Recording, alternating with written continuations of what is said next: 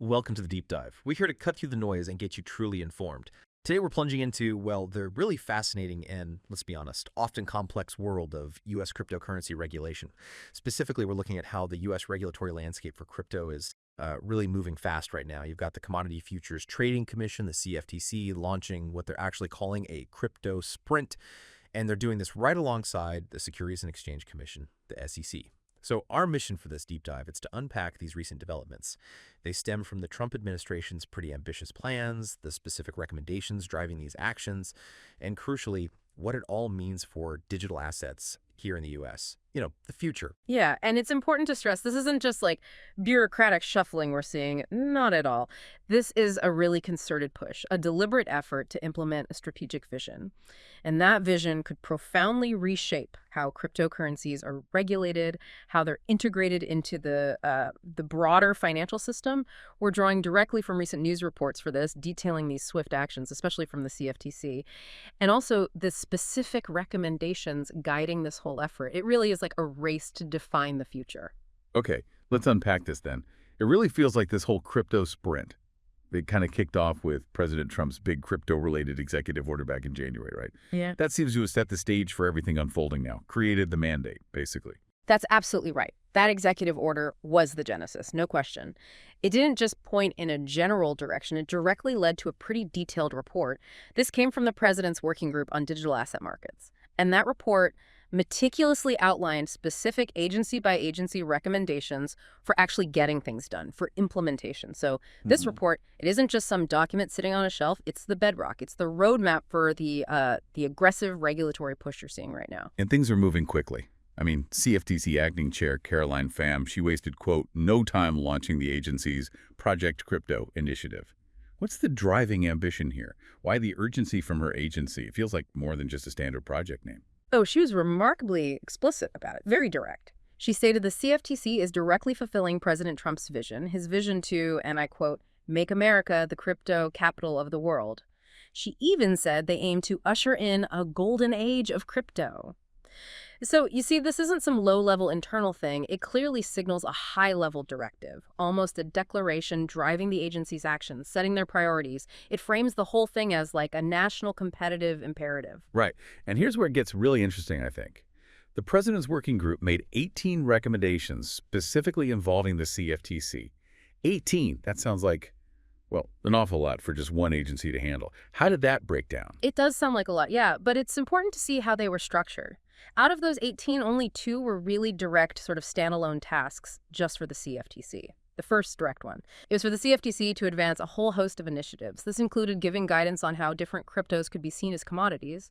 Crucially, it also meant clarifying how its existing registration requirements would apply to DeFi, decentralized finance. Which is notoriously tricky, right? Yeah. Given the nature of DeFi. Exactly.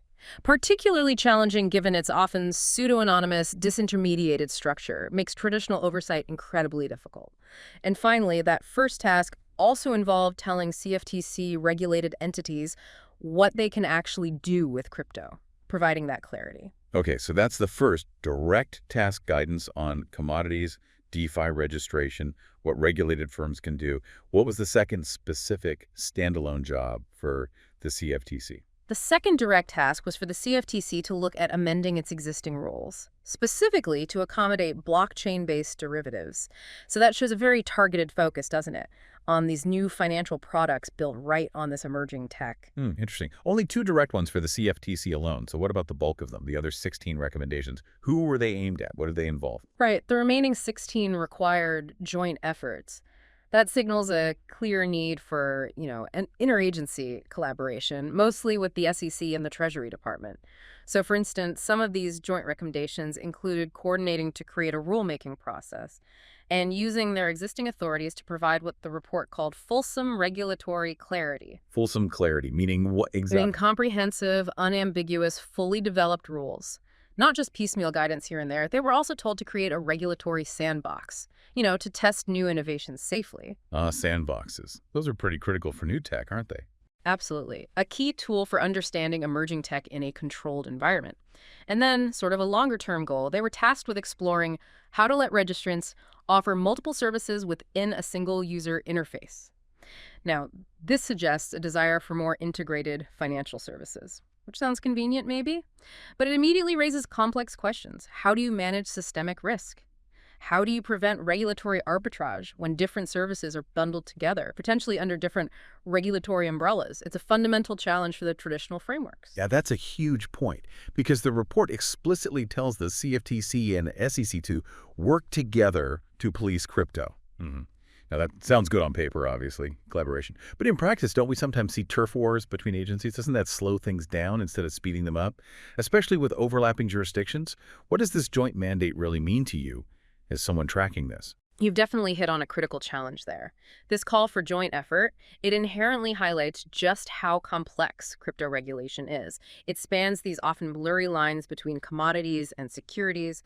And what's fascinating here, beyond just the agencies themselves, is that Congress has also been specifically tasked. They've been asked to carve out how these agencies should actually divide up crypto regulation. The report specifically recommended that the CFTC be given clear authority to regulate spot markets in non-security digital assets. So defining the spot market authority. Precisely. This isn't just about coordination between agencies anymore. It raises a profound question about future legislative clarity. It basically implies the existing legal framework isn't quite enough. Congress needs to step in. They need to create a clearer, more durable foundation for crypto oversight, defining who really has primary authority over which part of the market. Okay, so given this intense crypto sprint and these new directives flying around, has the CFTC just been waiting for these specific recommendations to land before doing anything? Or were they already active, already laying some groundwork in the crypto space? Actually, the CFTC has been remarkably proactive, well ahead of these formal recommendations coming out. In fact, their statement on Friday explicitly mentioned they had already started working to deliver on the administration's promise. And we have concrete evidence of this. They've been actively meeting with crypto execs earlier this year, discussing industry needs, challenges. Talking to the industry itself. Exactly. They've also strategically withdrawn what they termed outdated staff advisories related to crypto. That's quite a significant move, clearing out old regulatory baggage, making space for new approaches. And very recently, they finished up some intensive consultations. These were about allowing 247 derivatives trading and perpetual contracts. That's a move, notably, that's backed by some major crypto companies. So it indicates a certain level of industry alignment and definitely a clear push towards modernizing the market. Right. And as this whole crypto sprint really picks up steam, there's been a significant personnel development too, one that could really reshape its direction. Brian Quintens, who's the global head of policy at Andreessen Horowitz's crypto venture firm, AC16 Crypto, he's been nominated to lead the CFTC. This isn't just another government appointment, is it? This feels different. No, it's far from it. Now, his nomination hearing was actually scheduled for Wednesday, but got pulled at the White House's request. We should note that. But just the nomination itself, his background signals a very deliberate strategic move. Quintens comes directly from a major crypto venture firm. That means he brings deep, first-hand industry understanding, a clear perspective on innovation right into the regulatory body. From the inside, so to speak. Pretty much. This isn't just changing personnel, it's a deliberate choice to inject practical industry knowledge into the CFTC. The crucial question, of course, becomes how this expertise will balance that push for innovation, for making America the crypto capital, with the equally vital need for robust consumer protection, market integrity, and, preventing systemic risks. Yeah. It really highlights the administration's strategic intent for crypto regulation within the CFTC.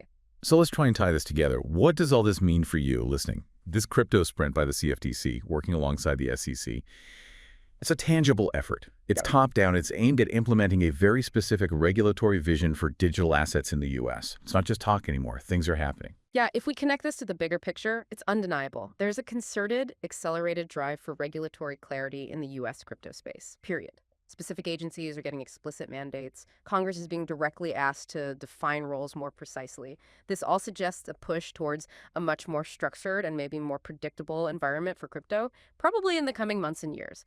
It's really the U.S. trying to carve out its leadership position in the global digital asset economy. That seems to be the goal. So for you, our listener, understanding these specific recommendations, knowing the active roles these agencies are playing, it gives you critical insight into the future of digital asset regulation and exactly where the U.S. aims to position itself in this global crypto economy.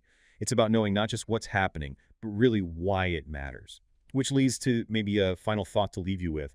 As these U.S. regulators embark on this crypto sprint, trying to define the future of digital assets, what are the inherent challenges? I mean, the deep challenge in trying to regulate a technology that's evolving so rapidly, that's globally interconnected, all within traditional financial frameworks. Frameworks designed for a very different world decades ago. It really feels a bit like trying to fit a square peg into a round hole sometimes, doesn't it? Something to think about.